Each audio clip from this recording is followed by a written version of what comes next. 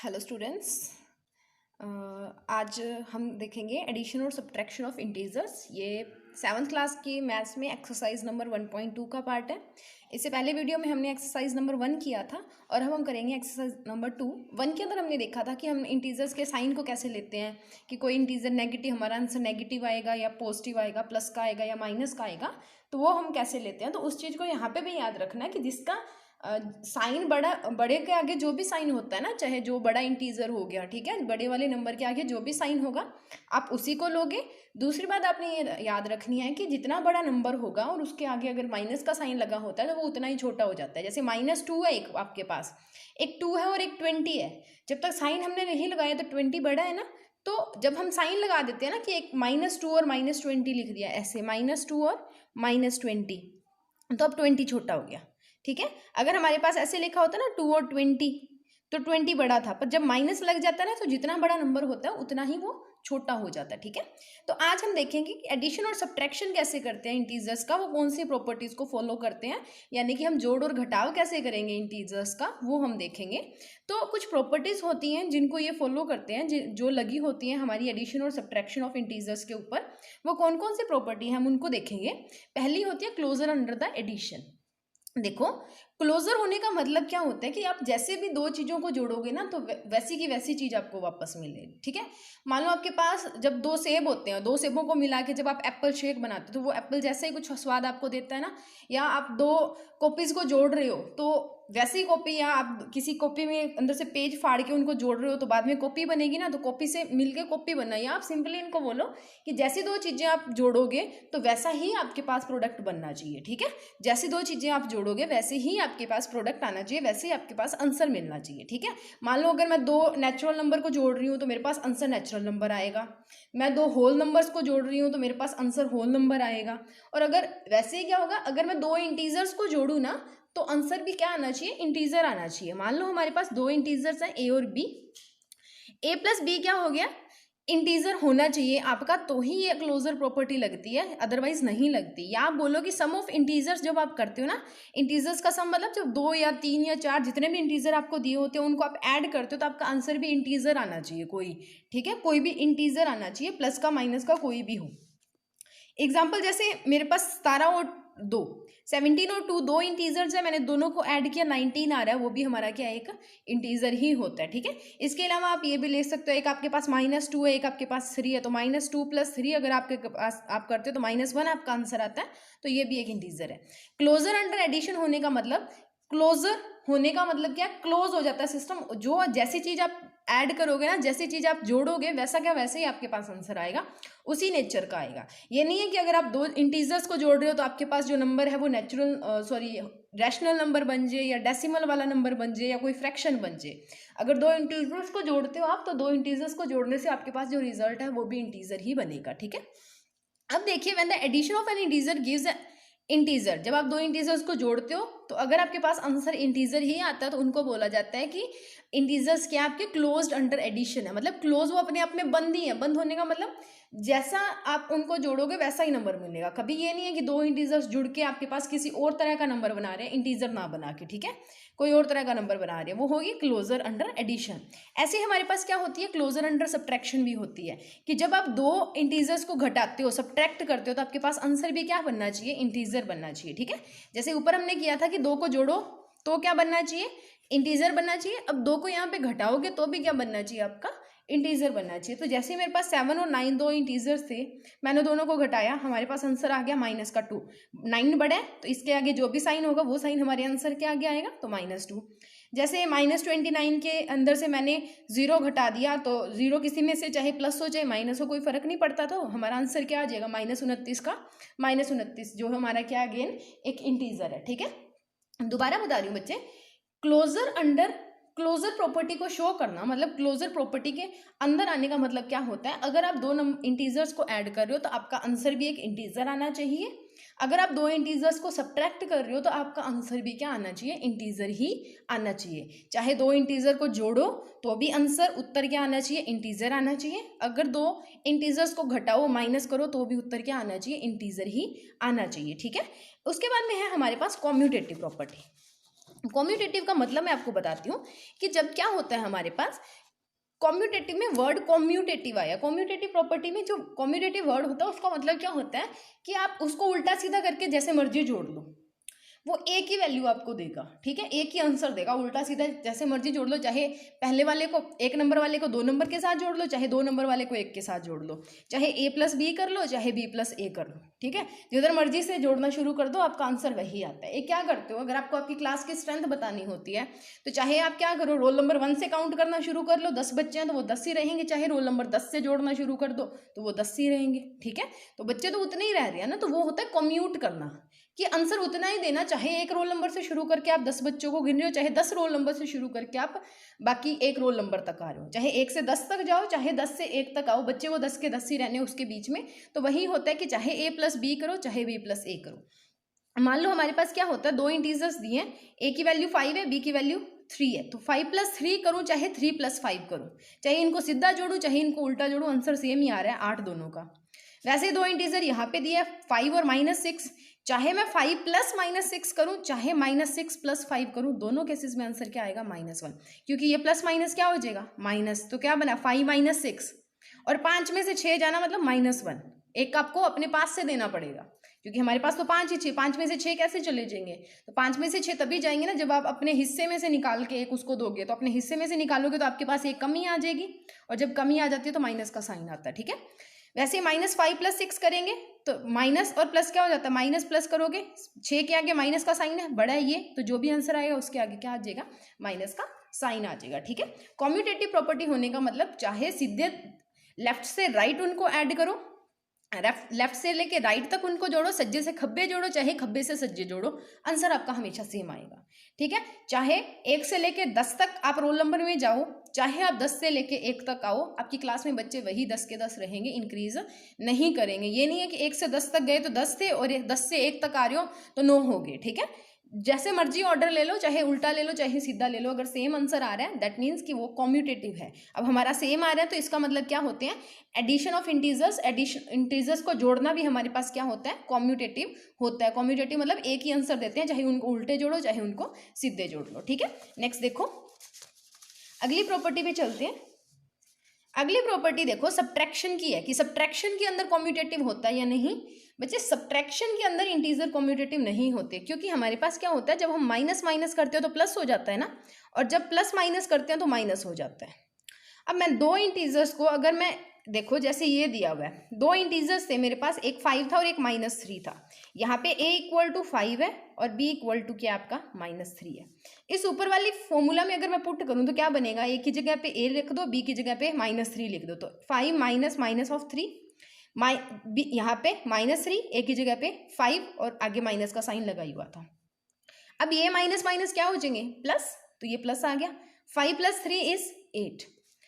अब ये देखो माइनस माइनस तो प्लस होता है, मतलब दोनों जुड़ेंगे, दोनों का सेम साइन है तो माइनस माइनस प्लस, यानी कि दोनों की एडिशन तो हम करेंगे, ठीक है। तो माइनस माइनस, ठीक है, तो -5 और -3 कितना हो गया, -11 के इक्वल हो गया, ठीक है। -5 और -3 किसके इक्वल हो गया, -11 के इक्वल हो गया। अब 8 और -11 एक तो जैसे नहीं है, अलग अलग है ना दोनों नंबर। तो सब्ट्रैक्शन में ये देखो, जब हमने सीधा करके जोड़ा और जब हमने सीधा करके घटाया और उल्टा करके घटाया तो क्या हो गया, हमारा अलग अलग रिजल्ट आ गया, अलग अलग आंसर आ गया। तो अलग अलग आंसर आने का मतलब ये कॉम्यूटेटिव नहीं है, ये कॉम्यूट नहीं कर रहा। मतलब जब आप आगे से किसी चीज़ को घटाना शुरू कर रहे हो तो आपके पास आंसर 8 आ रहा है, वही आप पीछे से जिस चीज़ को घटाना शुरू कर रहे हो तो फिर आपका आंसर क्या आ रहा है, -11 आ रहा है। तो दोनों अलग अलग है, मतलब कॉम्यूट नहीं करेगी, हमारी प्रॉपर्टी यहाँ पे नहीं लगेगी, इक्वल होंगे तो ही प्रॉपर्टी लगती है, ठीक है। नेक्स्ट देखो, एसोसिएटिव प्रॉपर्टी है हमारे पास। एसोसिएटिव का मतलब क्या होता है, देखो एसोसिएट कर देना मतलब ग्रुप्स बना देना, ठीक है। जैसे आपकी क्लास में आपके फ्रेंड्स के ग्रुप होते हैं या आपकी क्लास का कोई ग्रुप है या ऐसा कुछ होता है, तो आपकी क्लास के ग्रुप को चाहे हेर फेर कर दो, किधर भी कर दो, चाहे पहले मान लो 3 रोल नंबर 7 बैठते हैं, ठीक है, पहले 3 रोल नंबर 7 बैठते हैं, उसके अंदर चाहे पहले वो 1 2 3 करके बैठे थे, चाहे उनको 3 2 1 कर दो, रहेंगे तो वो 6th 7th या 8th क्लास के ही ना। पर अगर बाहर वाले क्लास से लाके किसी को जोड़ दिया जाता है ना, तो फिर वो एसोसिएटिव नहीं रहता, वो अलग नेचर का आ जाता है। आपकी क्लास का चाहे हेर फेर कर दे, अदला बदली कर दे थोड़ी बहुत भी, पर वो रह तो आप अपनी क्लास में रहे हो ना, 7th 8th 9th जो भी आपकी क्लास है उसी में रह रहे हो। तो इसका मतलब होता है कि एसोसिएट करना, मतलब आपके ग्रुप्स बना देना, चाहे जैसे मर्जी बनाओ, राम का श्याम के साथ, फिर मोहन के साथ बना दो, चाहे मोहन का और राम का बना के फिर शाम को ऐड कर दो, कुछ भी करो, ठीक है। तो हमारे पास जैसे भी कोई 3 इंटीजर्स होते हैं, तो चाहे पहले बी और सी को ऐड करके फिर उसमें ए ऐड कर दो, चाहे पहले ए और बी को ऐड करके फिर उसमें सी ऐड कर दो, एक ही बात होगी। चाहे पहले पीछे वाले दोनों को ऐड करके फिर तीसरा आगे वाला ऐड कर दो, चाहे पहले आगे वाले दोनों को ऐड करके लास्ट वाला ऐड कर दो, बात एक ही रहेगी, ठीक है। अब यहाँ पे क्या है, मान लो ए की वैल्यू 3 दी है, बी की वैल्यू -3, ए की वैल्यू 5 दी है, बी की वैल्यू -3 दी है और सी की वैल्यू -2 दी है, ठीक है। तो अब हमने ऊपर वाली इक्वेशन में वैल्यू पुट करनी है ए बी सी की, ठीक है। तो हमारा ना एक रूल होता है बोर्ड मास, ठीक है, ये आगे वाली क्लासेस में आपके पास ज़्यादा आएगा। बी का मतलब होता है ब्रैकेट, ठीक है, क्वेश्चन के अंदर जो भी ब्रैकेट्स लगी होती है ब्रैकेट। ओ का मतलब होता है ओपन। सबसे पहले क्या करेंगे, हम ब्रैकेट को ओपन करते हैं, फिर हम डिवाइड करते हैं, ठीक है। आपको काफ़ी सारे साइन अगर साथ में दिए होते हैं, फिर हम क्या करते हैं, मल्टीप्लाई करते हैं, फिर हम ऐड करते हैं, फिर हम सब्ट्रैक्ट करते हैं, माइनस करते हैं। आप देखते जाओगे, जो जो साइन आपके पास है उसको देखते जाओ। अब हमारे पास देखो यहाँ पे ब्रैकेट लगी हुई है, तो पहले क्या करना है, ब्रैकेट को ओपन करना है। ब्रैकेट को ओपन किया, अब मल्टीप्लाई और डिवाइड के साइन हमारे पास है नहीं, ऐड और सब्ट्रैक्ट के साइन है, तो हमने पहले ब्रैकेट को ओपन कर लिया, प्लस माइनस क्या बन गया, माइनस बन गया, -3 -2। अब क्या है, एडिशन बचा नहीं, सब्ट्रैक्शन बच रही है, तो माइनस माइनस क्या बना, प्लस बना ना, तो 3 - 2 इज -5, ठीक है। -3 - 2 इज माइनस का 5 बच गया, तो 5 - 5 इज 0, ठीक है, ये बना। अब वैसे ही क्या करूं, अगर मैं, ये तो मैंने किया था कि बी और सी को ऐड करके पहले दोनों को, फिर ए के अंदर ऐड कर दिया, ठीक है। अगर मैं पहले क्या करूं, ए और बी को ऐड कर लूं और फिर सी में ऐड कर दूं, जैसे ये देखो, पहले ब्रैकेट वाले का आंसर निकाला, 5 plus minus of 3 plus minus का 2। अब ये प्लस माइनस क्या बनाएगा, माइनस, ये प्लस माइनस क्या बनाएगा, माइनस, तो 5 - 3 क्या होगा, 2, 5 में से 3 गए 2, ये 2 बाहर पड़ा था, इसको ऐसे ही लिख दो। अब 2 में से 2 गए 0, इधर 5 में से 5 गए 0, आंसर सेम आ रहा है ना दोनों का। अब आंसर इक्वल आता है तो हमारी प्रॉपर्टी उसके ऊपर लग जाती है, अगर आंसर इक्वल नहीं आता तो हमारी प्रॉपर्टी उसके ऊपर नहीं लगती है, ठीक है। क्लियर हो गया यहाँ तक, आगे देखते हैं। अब है एडिटिव आइडेंटिटी। एडिटिव आइडेंटिटी होती कौन सी है, 0 होती है। बेसिकली हम क्या करते हैं, 0 को किसी भी इंटीजर के अंदर ऐड कर दें और हमें आंसर वही इंटीजर मिले, तो मतलब वो एडिटिव आइडेंटिटी हमारी काम करती है। चाहे a + 0 करो, चाहे 0 + a करो, आंसर यही मिलना चाहिए।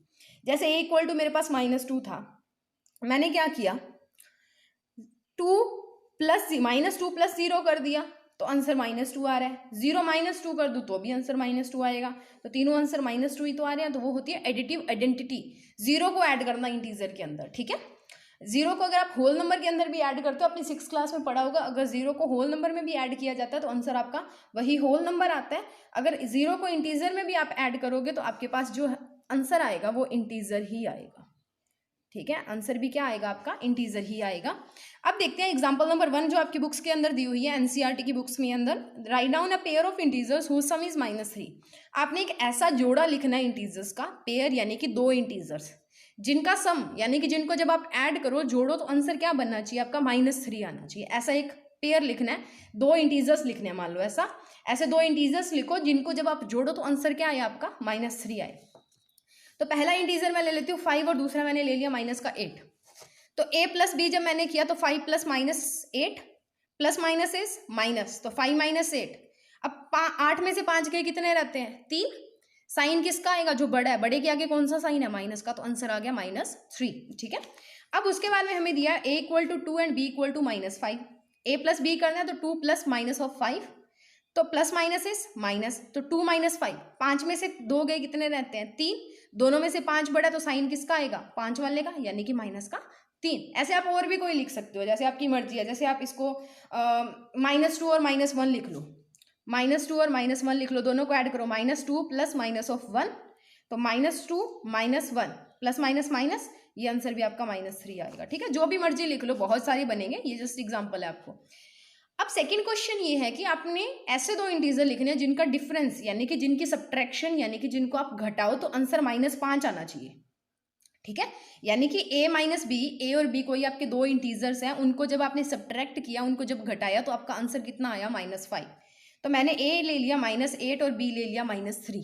ठीक है, तो a माइनस बी जब मैं करूँ तो -8 माइनस ऑफ 3, अब minus minus is plus, minus minus क्या बनाएगा प्लस, तो -8 + 3।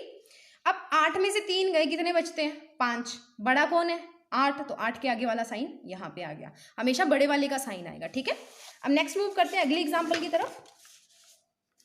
अगली दूसरी एग्जांपल है इसी सेम की, कि a मैं ले लेती हूँ -6 और b ले लिया मैंने -1, तो a + b किया जाए, देखो -6 माइनस माइनस का 1, माइनस माइनस क्या हो गया प्लस, तो -6 प्लस का 1, तो a + b क्या हो गया -5।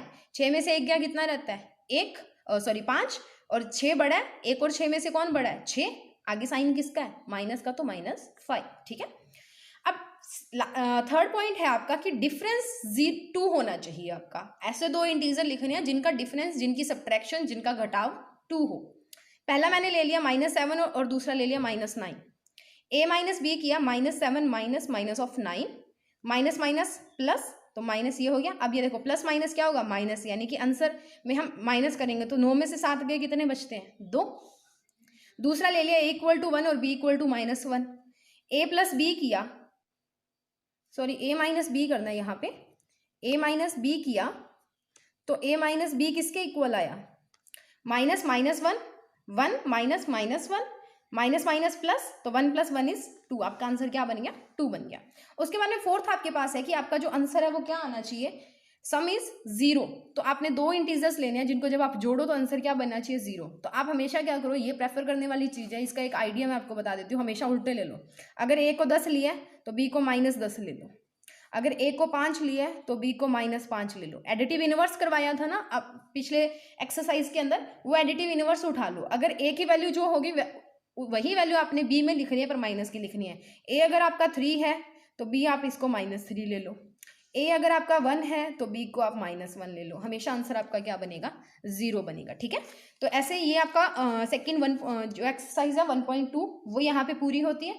ठीक है, तो इसको ट्राई करके देखना एक्सरसाइज के क्वेश्चंस, अगर नहीं समझ आते तो हम डिस्कस कर लेंगे।